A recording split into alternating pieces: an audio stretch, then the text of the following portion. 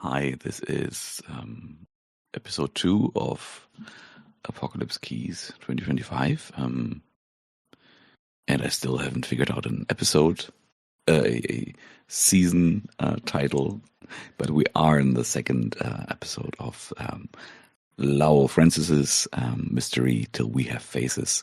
Today it's going to be, I think, a rather short solo session between me and Shane, who's playing Lady Baptiste. Shane, what's Lady Baptiste's situation and her state of mind? Is it her or they? It's her, right? Her, yeah. Mm.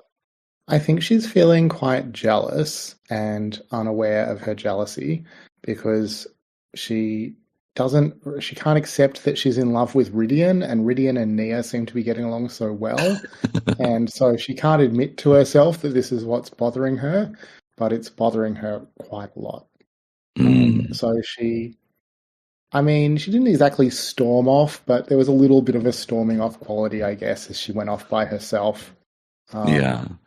Maybe thinking that she's just going to solve this whole mystery while they go and do their, whatever their little thing is. And where did she go? So she went to, I can't remember the name, but so we already investigated like the site where one of the sort of floral corpses was found, and she was going to go and look at one of the other sites where a body had been found. Okay.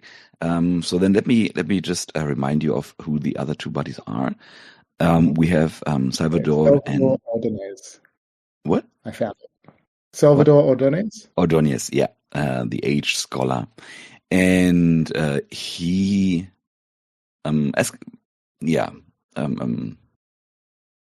following up on that lead would lead you to the library, and they are, I guess, last time we said that the seminar has this church half and the more university half, and it's on the good question. Maybe you can make that a little word building question. What do you think? Is that a library more on the secular, on the scholarly half, or is it more on the religious half? Like, is it? Well, I mean, if Salvador was a scholar himself, it seems like it might be in the academic quarter. Yeah. And so you enter the library, and it's one of these old European libraries. It is it has a big main floor with 2 stories, and it's furnished in really, really old wood, old wooden shelves, wooden desks, and this kind of wooden furnishing that you can't move. So it's been this way for decades. And leading off from this big central room that is just lined with books and has a welcome desk in the middle are smaller breakout rooms where the students can go and study. And you don't have your, what was her name? Natalie. You don't have Natalie with you because she went with Nia and Rydian. So you're kind of going there on your own. Yeah. You wanted to see where the body was, right? Yeah. I mean, I think I'll just approach a librarian and ask them and introduce myself. My name is Lady Baptiste. I'm sure you've heard of me. I am here to see where the recent unusual and unfortunate events unfolded. The librarian is a middle-aged lady, and she looks up and she's like, "Oh," and she does a little double take, seeing you in your vaporous form. Yes, of course. I assume you're talking about the poor Professor Ordonez. And then she looks around, and it's already after break of dusk. It's already nighttime. We established that last time. So the library is quite empty there. Very few students in there, And she says, yeah, let me just show you. And she leads you to a little breakout room that is locked. And all the other ones are either like, with an open door, or if they're locked, you get like through the milk glass windows, you get the sense that there's somebody moving around in there. And this is the only one that is empty and also locked. And she opens it up for you, and she says, have you already visited with Father Morata or Father Meckler? Or my associates have gone to speak to the fathers. Okay. Well, I guess then it's just the Chancellor made it very clear to me that she wants this affair to be handled discreetly. So I promise you, I'm the soul of discretion. Not entirely sure. I should just leave you, let you in here. But well, I'll be over there if you need me. Points to her desk. All right, very good. Thank you. And as she goes to the desk, you can see that she is phoning somebody. I don't know how I feel about that, but all right.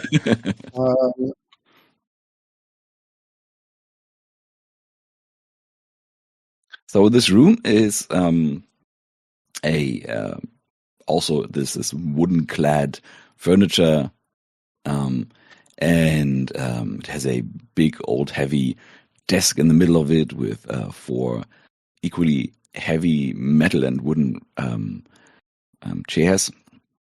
And it is also, that looks a bit out of place maybe, but also maybe not, furnished with everything you would need to study. It has a beamer. It has like all the outlets you would need to install your own laptop and all that kind of stuff. It's a good modern study room. It also has a window to the outside, to the courtyard. And other than that, there is nothing. Oh no, I think they probably also left the scene as undisturbed as they could. So it probably also has a stack of books on the desk. But of course, they did clean away the flowers. Shame.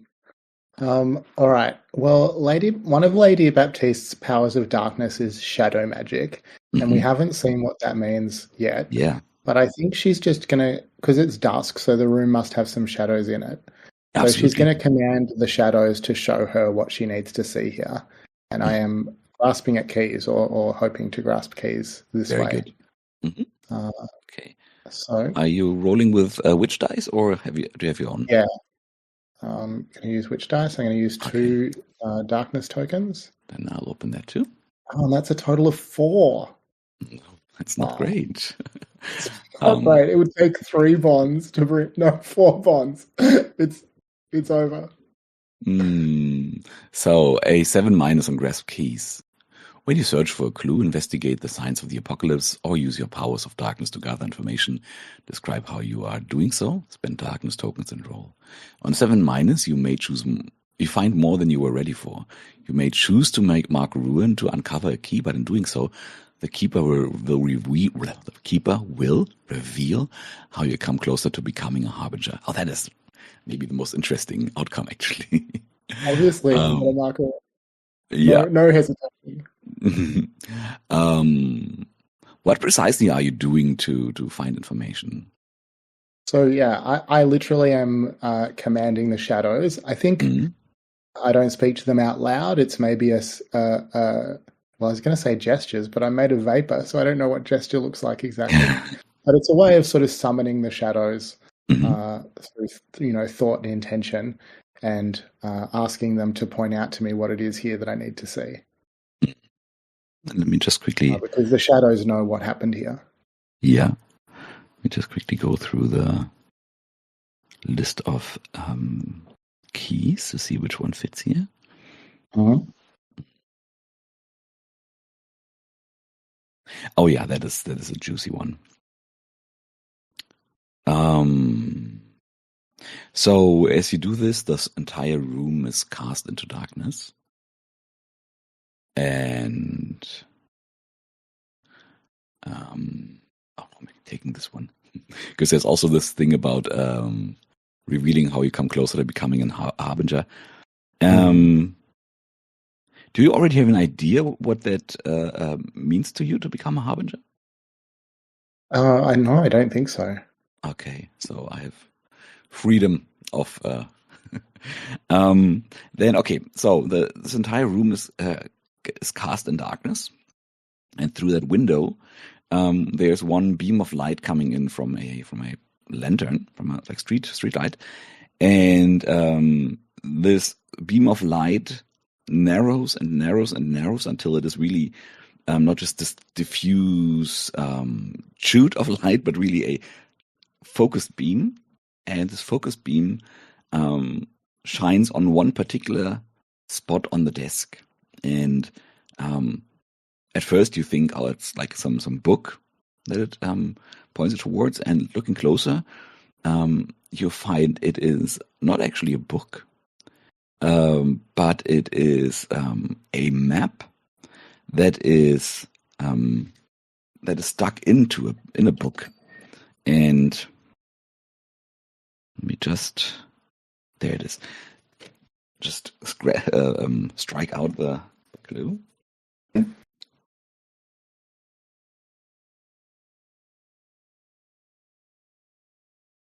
And the map that it points towards is a map of the bomb shelters and the storage passages under this section of the city. And on one bit in there, on one particular one of these bomb shelters, it says in Catalan, mass grave, ? And it's also indicated that this shelter is walled off from the rest, and in a way that a elderly scholar cannot easily access just like that. And how it reveals your harbinger is that it takes you back for a moment to the Great Fire of London. And we see, maybe we can do that as today's sort of introductory unseen. We see a young child dressed in 17th century poor people's clothes, like handed down, repaired several times, a bit dirty, with an earnest face on the way somewhere. And suddenly the child, we see the child just staring onwards. And then the sound of the street noise is overtaken by a roaring and a crackling. And the child's face is lighting up and with yellow and red tones. And then we follow the child's gaze, and behind the next layer of houses, we see a huge city fire looming and coming closer quickly. And we see a breathtakingly beautiful woman in purple shawls who is looking at the kid and is going, and is opening a metal door that leads the woman underground, where she presumably is safe from the fire. And that brings you back to today.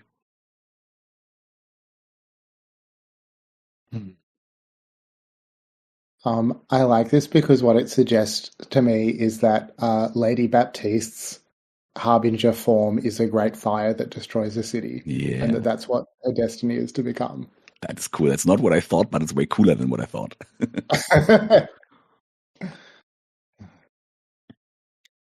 Yeah, very nice. So the new key.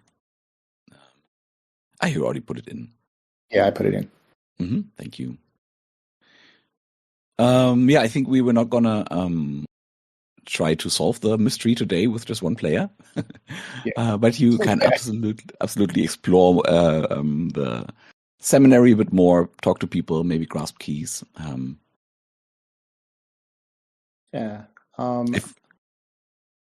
Just thinking about what Lady Baptiste might do. So I think she takes a minute to compose herself. Like, she is quite overcome by the vision that she's just experienced. I'm thinking about whether she's torn between, but I don't think we're quite there yet.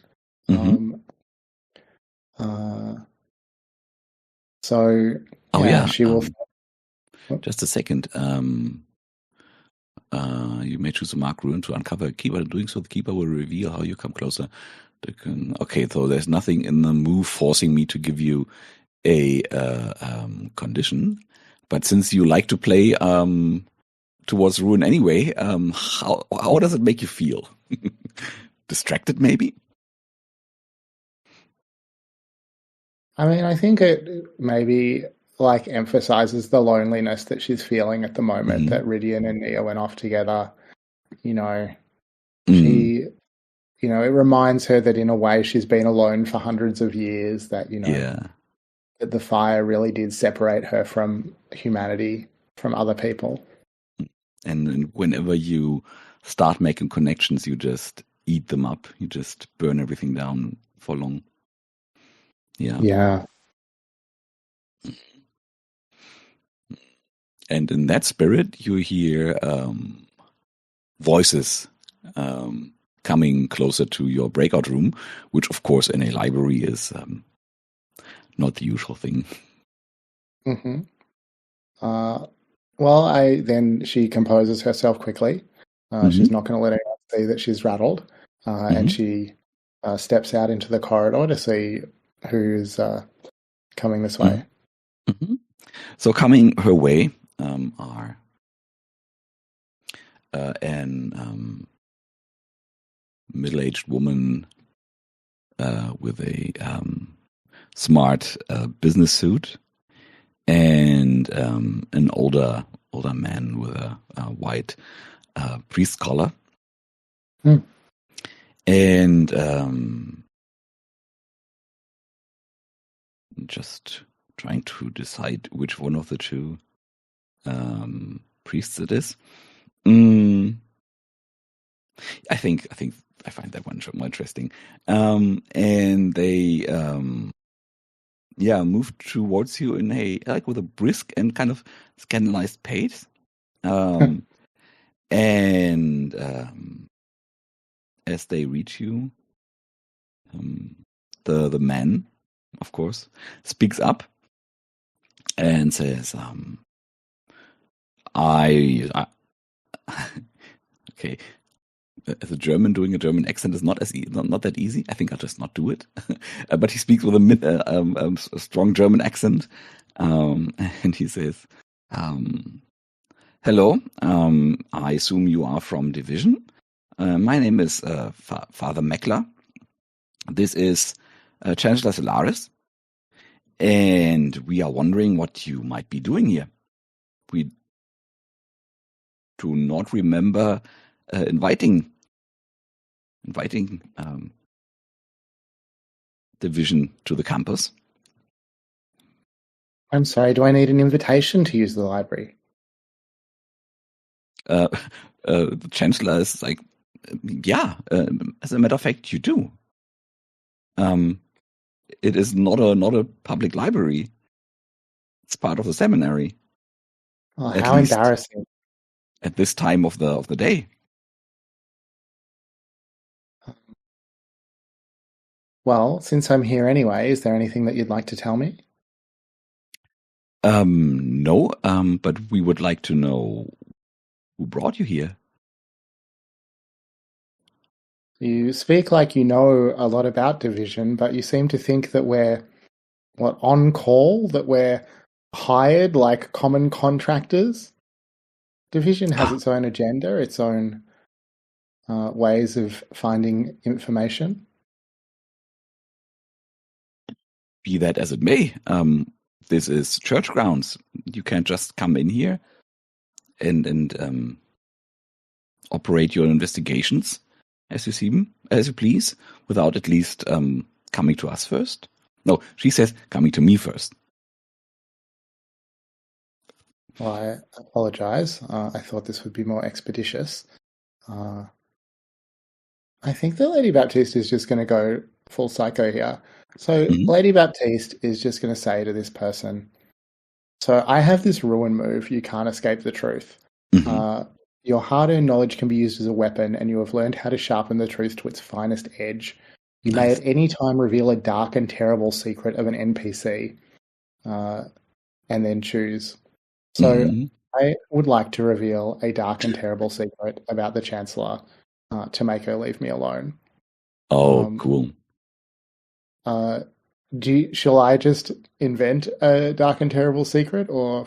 I have. I mean, it's not super terrible, but I have a secret that she does have.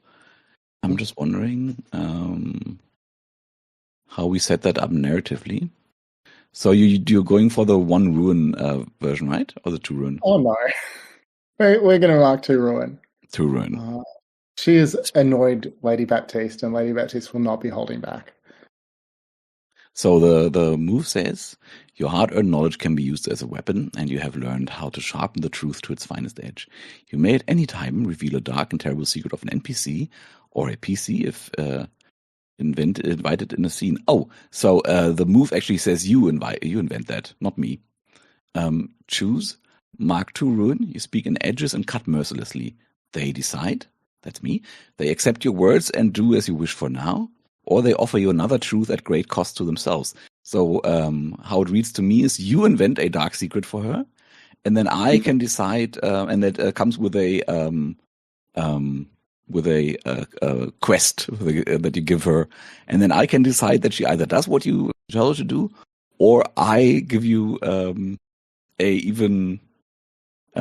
different truth that hurts her to give you. Okay. So basically, I have the decision. Sorry, just to think it out in my head because I haven't used that move before. So basically, I have the decision to make. Then, does she reveal something that hurts her, or does she do what you tell her to do? That is my decision, and you are coming up with a dark secret of hers. Okay, that's how it works. All right. So I'm going to say to her, I'm sorry for whatever breaches of protocol may have occurred. I'm sorry if we've disrespected you in some way. But what I've learned is that if you stay out of our way and let us go about our business, we will find out what exactly is happening here, turning these poor people to flowers. But if you interfere, we might dig up other secrets of the seminary. Who's been embezzling church funds, for example. And about the second home you've bought yourself in the mountains recently. Do we understand each other? Let me just have a quick think how she reacts. I'm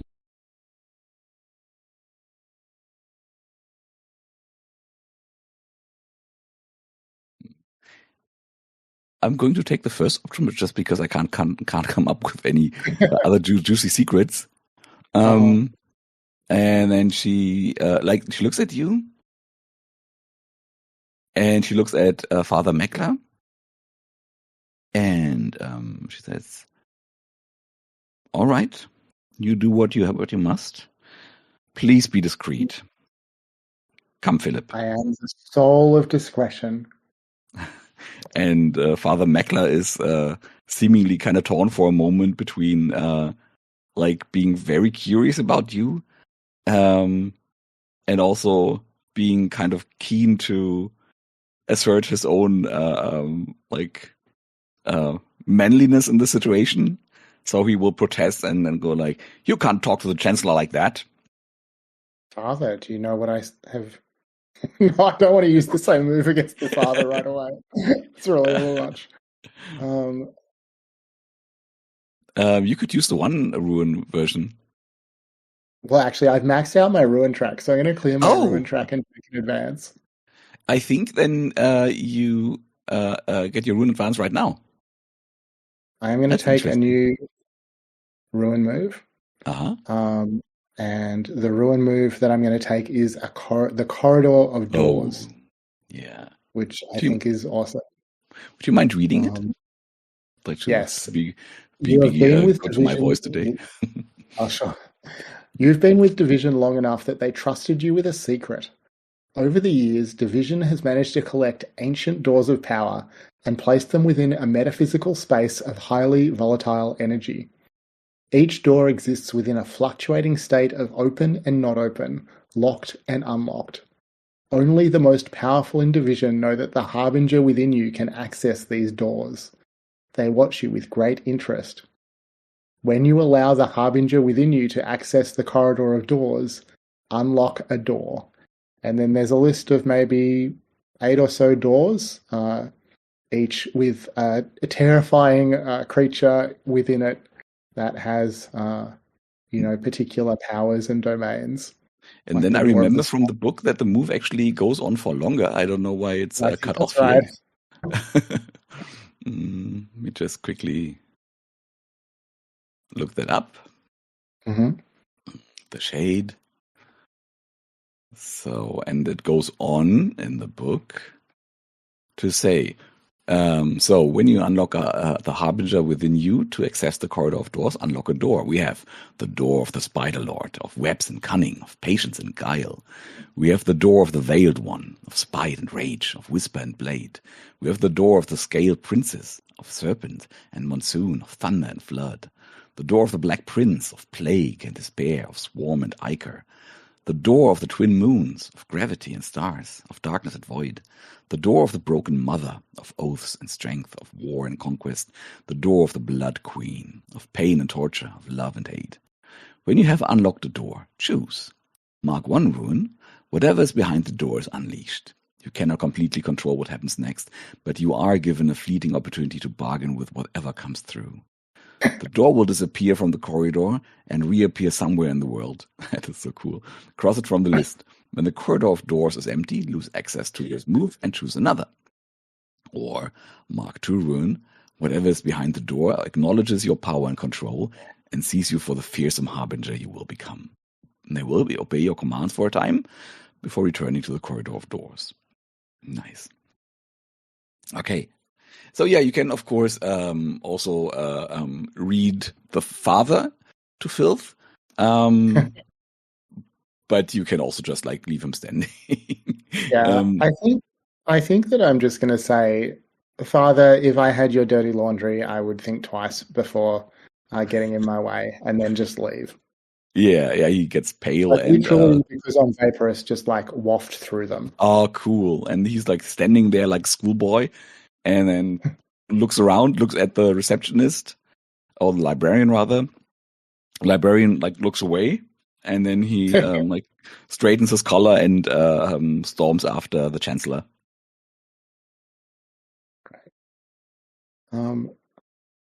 Lady Baptiste will take out a cigarette. I think she's a smoker. I've just realized. Not until How she gets fitting. outside, because that would be too rude. It's like a human eating Light up meat. just to express her satisfaction in the moment. So I think that Lady Baptiste now is, I mean, what she's interested in is talking to some of these returners, if that's possible, Yeah, to try and absolutely. find out more about the returner group. Hmm. I don't know where she goes to do that. So that would probably, since you don't have any of Ridian's fancy mind reading powers, if you ask Lady Death, Yeah, I'll ask Death. she will. So she has an idea who to talk to, who she finds most interesting. But other than that, you can just go over to the dorms where they live, where all of them live. Mm-hmm. But if you follow Lady Death's advice, the returner that Lady Death is most feels most drawn to um, is how do we put that in the fiction? Since we set up that she communicates to you through Reflective mirrors and surface. reflective Yeah. surfaces. So yeah, I think a like you and Lady Death have been having your relationship for centuries now, so you're quite attuned to one another and your ways of communicating. And one of these modes of communication is that sometimes if she wants to show you something, she'll just show up in well, not random. She shows up in window panes and doorknobs and stuff like that. And like Lassie showing Timmy where the horse fell into the well. And when you see your own younger image in a window pane or something, you know, okay, that might be what is the case, and you look out for other instances, other points on that trail that you can follow. And doing that, seeing yourself in how you looked 400 years ago, in windows, in doorknobs and stuff, leads you off campus a bit, and into one of these chain gyms, like these 20 euro a month chain gyms.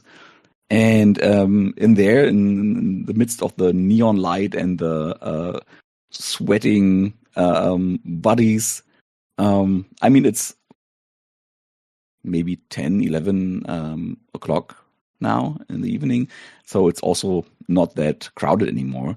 But there's one young woman, and she is kind of tall, quite muscular, and she is, as you enter the room, she is not lifting weights or anything, but she is on this the section that gyms nowadays all have, where you can do like functional training, where you have like kettlebells and like these heavy balls and steps and all that. And she is doing some very impressive looking fight routine, some martial arts that you haven't seen before. Or maybe you have. I don't want to, you're 400 years old. Maybe you've seen that before. I've seen a lot. But let's say it's at least not very common in Spain in 2025. How does Lady Death communicate to you that this is the person you're looking for? I mean, maybe Lady Death, like she appears to me generally as if she was me in life, but sometimes I've seen her, take someone and then she adopts her Grim Reaper form. And I think she teasingly becomes the Grim Reaper for a moment, as if she's going to strike this woman down, and then vanishes. And that's how I know that this is who she's brought me here to see. Does she appear in the normal space or just in the mirror? I mean, she doesn't appear to anyone but me, but yeah, I see her in the physical space for a moment. Yeah, the young woman is, of course, ignoring. I see, ignoring you. You look like you look quite supernatural. Yeah. No, I'm gonna say she's not ignoring you. She's doing her kata, and as she sees you, she is like interrupted. Like her focus is just broken, and she stops what she's doing and is looking at you very apprehensively, not saying a word. Well, I don't want to freak her out too much. I think that Lady Baptiste will hover over into the same sort of functional training area that this woman is working out in, and start moving a kettlebell up and down as if she's exercising, and just turn to the woman and say, "Oh, don't mind me, darling. Go on with what you were doing," and just try and look like she's come to use the gym. Just so I can have a mental image of that. What does Lady Baptiste look like in that moment? Like still vaporous Well, cloud, or well, does there's you this have cloud, but more? there's a kettlebell sort of acrobatically flipping around up and down by her. And then the woman's getting back into her movements. She like, just nods at you very curtly, puts her headphones back on, and yeah, goes back to her training. I think she keeps side eyeing you, but she doesn't seem particularly interested in talking while she's training. Yeah. So my intention is to just wait until she's finished what she's doing, and through Uh-huh. that time to continue this bizarre sort of simulacra of working out that Lady Baptiste is doing. Maybe just hover over a treadmill for a while, something like that. Yes. And then when it seems like she's finished up what she's doing, Lady Baptiste will approach her. You pass her off. Is that the way you say that in English? Like you catch her as she is finishing off her routine and is heading to the showers. Like you again get the sense she does not want to talk, but you catch her anyway. Mm-hmm. And she like takes off her headphones, like with a very annoyed look on her face. Like, what?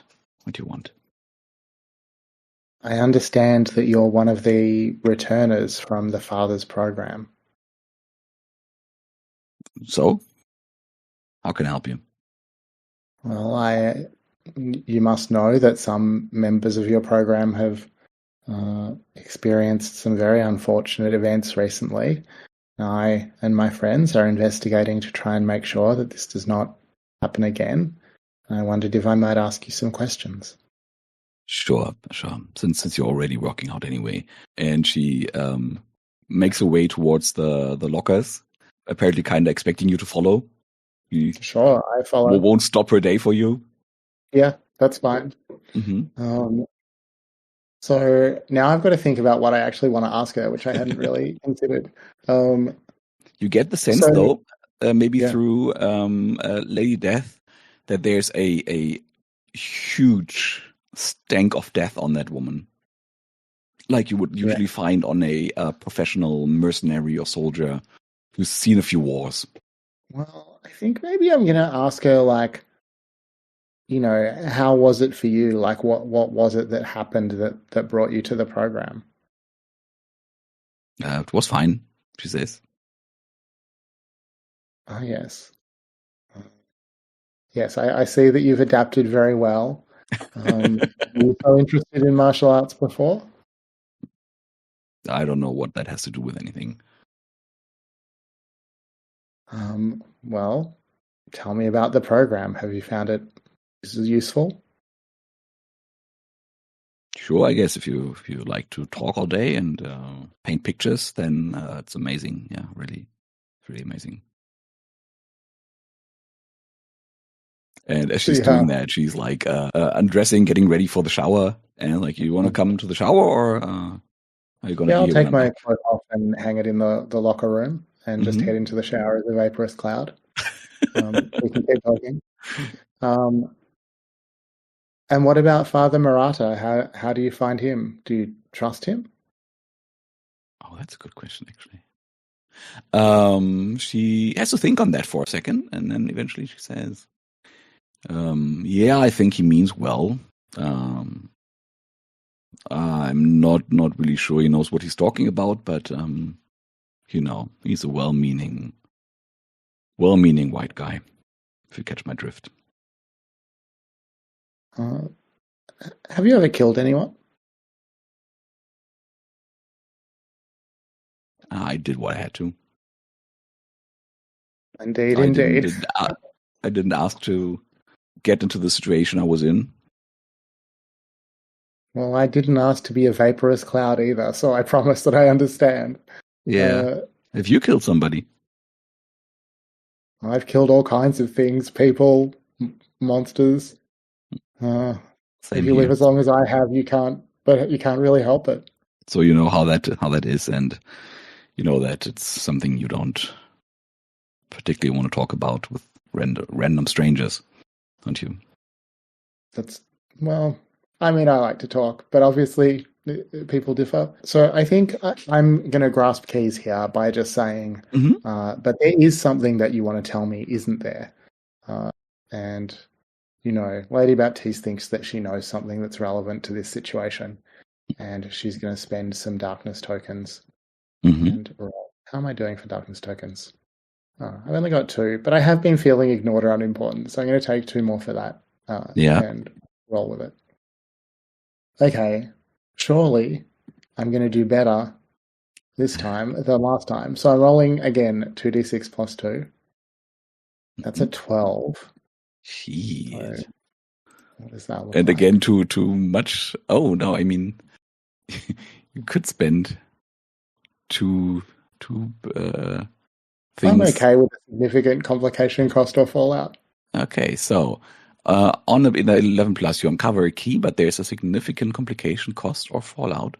The keeper will tell you what it is. Okay, the original key is broken roof tiles hidden beneath something, and I'm just gonna strike that through and combine that with a second tick on our doom clock.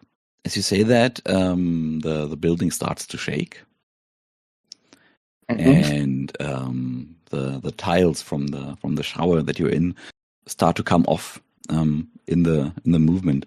I'm not sure if Catalonia is a very earthquake-prone region. Just going quickly. I don't want to do them injustice.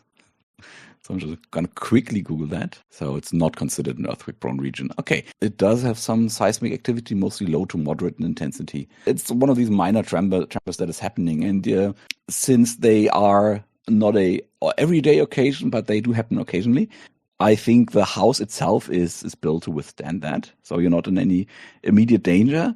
But what does happen is that a tile comes off from the ceiling, and from under that tile, you see a root pushing its way down and just blooming into this misty moistness of that shower room with really beautiful flowers that look a lot like daisies. But now that they're closer, you see they're not quite that. They are bigger. They are more vivid, more lush, and that is the key. The key is that there are these roots stretching throughout the one neighboring house. But from that, you can probably infer that they're stretching throughout the city. What you also notice, since we've established in our last session that your olfactory senses are still very much working, is that the climate within that shower is changing too. It becomes much more dense, much more floral. It is as if somebody poured out a bottle of ethereal oils. It's like very thick. It's very summer rainy. The young woman, of course, also noticing that, and is just saying, oh, "Shit, follow me." And with a precision of a trained soldier, is leaving the shower, is getting dressed very precisely but very quickly, and is grabbing a sword that she has in her locker and is just putting that on, I guess maybe under her coat. She's probably not running around with a sword on the streets. But is if you follow her, is leading you outside the gym. And if you don't follow her, she'll just leave. I'm definitely following her. I pull my cloak on. I'm not used to other people rescuing me. It's normally the other way around. And as you step outside, you can see that the grounds around the university have grown heavy with flowers and plants. All the trees are blooming, even unseasonally. And also here you have this heavy polleny summer air all of a sudden. I mean, it was there before too, because it is summer, but it has intensified a lot. I ask her if she's okay. Oh, yeah, sure. I think we should get away from here. Where did you have in mind? Anywhere. I'll follow you. I'm not used to being rescued. I find it quite attractive. To that, she gives a little smile. And I'm going to say, please note down a connection with Augustina Valle or Valle, I think, depending. But I think it's probably more the Catalan pronunciation. when you say write down a connection, just to be clear, do you mean a bond or just to make a note of Yes, it in sorry, the? I couldn't think of the proper word just now. I mean a bond. Excellent. And she leads you into the dorm, and let's talk out of game for a second, since it's also on the hour. Oh yeah. Now would be a very nice, natural moment to reunite you and the other two as you're going into the dorm, or we go on playing and then she probably leads you somewhere else. But Yeah, no, I think sorry. I think it makes sense to leave it here. Yeah, okay. Then we'll do that, and we'll do end of session questions. Did you go too far in search of the truth? I mean, I think that I, arguably at least, in threatening the Chancellor with evidence of her, of her schemes, her embezzlement, Mm-hmm. maybe went too far. Yeah, you did hurt her. Okay. So then mark 1 XP or 1 ruin. Did you express your monstrous nature and or express your humanity? Yeah, I mean, I think in the same incident certainly expressed Baptiste's monstrousness. Mm-hmm. Yeah, that makes sense. Did you learn something significant about yourself and or impending ruin? I would say you did. Yeah, definitely. That the form that the harbinger of Lady Baptiste will take is a great fire. Mm. I And did not also, learn anything significant about a fellow monster. Sorry, what were you going to say? no, you didn't. I was just saying also the impending, it's your impending ruin. I forget what I was about to say. Did you uncover at least one key of the apocalypse or attempt to unlock Doom's door? Yes, you did. So no ruin. Nice. And before we leave it, the last scene for tonight, and then hopefully Gerwin is okay next week, and so is Sina, so that we can pick up there. The last scene is that as you, she's leading you to her dorm room, and she's like, I'm just gonna quickly grab my go bag, and then we leave here. And as she moves there, you can see from a room with a half open door, you can hear the sound of a fight, of a commotion, and she sees it before you, and she grabs the sword, and just without talking to you and without any hesitation, just runs into that room, kicks open the door, and rams the sword through Nia, who is Oh my! standing there and is pinning a young student to the ceiling, and then threatening him, going like, "You have seen nothing." And that is where we leave I for today. I like this girl more every day. By the moment. Okay, thanks for playing. Thanks for coming, and see you Thank next you. week. All right, awesome. Do you have any stars and wishes? Oh, I mean, just to start to you, I find it really stressful as a GM if there's not as many players as I was expecting, and I had a really good time and appreciated you running the session with me. Oh, I always love playing with 1 or 2 players. That's my favorite uh, format. But thanks. I love that you loved it. I really enjoyed it too. And yeah, my stars also for just being willing to play a solo game, a quick one. And for Wishes, leading I'm it. excited about unlocking Doom's Door, which I think Yeah. we'll probably get to next time or pretty soon. Yeah. I was thinking of 2 sessions for this mystery. But now it's going to be 3. I don't think it will be more than that.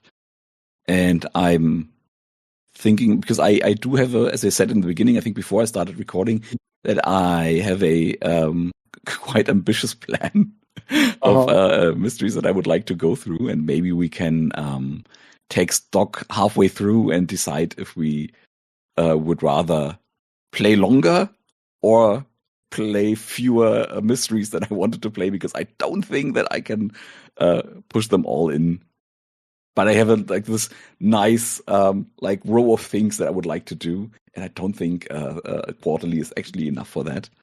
But we can talk about that in a month or two. See how we feel then. All right. Cool. Okay. Yeah, thanks for playing, and I see you next week, Shane. All right, great. See you then.